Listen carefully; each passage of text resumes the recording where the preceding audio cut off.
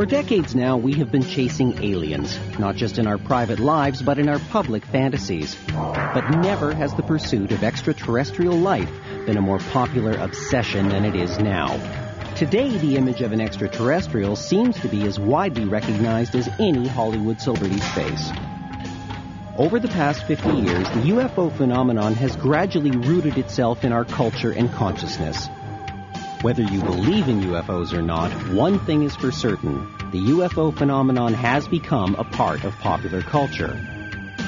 The question is, why?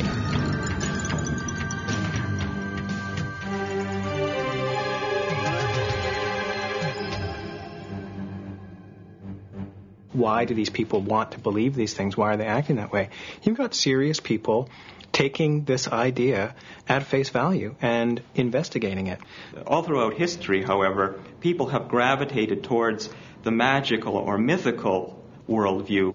Traditionally, people deal with this by inventing gods, by inventing religions. UFOs are another form of this religion. But the question isn't just why, it's why now. The UFO phenomenon is not new to this century. It has been a motif in every culture since the dawn of civilization. From countries all over the globe and throughout history, recurring themes of alien visitation and sightings of peculiar flying machines are often described in the art and architecture of ancient cultures. Many believe extraterrestrials played a role in the design and engineering of the Great Pyramids in Egypt. The positioning of the 3 pyramids of Giza are a faithful mimicry of the constellation Orion. Coincidence, or the signature of ancient astronauts? On the other side of the world, carved into a sarcophagus lid from a tomb in Palenque, Mexico, is the controversial Palenque astronaut. Is this a space traveler, semi-reclined in a bucket seat operating levers and controls, or is it simply the Mayan king Pacal plucking fruit from his throne?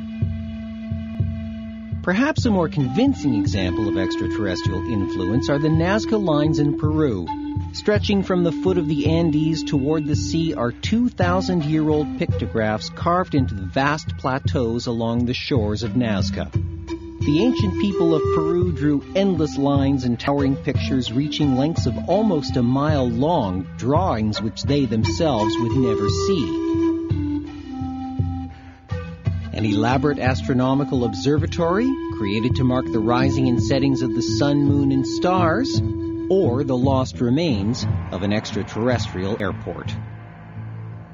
During the Middle Ages and for centuries before, the untamed countryside promised magical encounters with strange and wonderful creatures.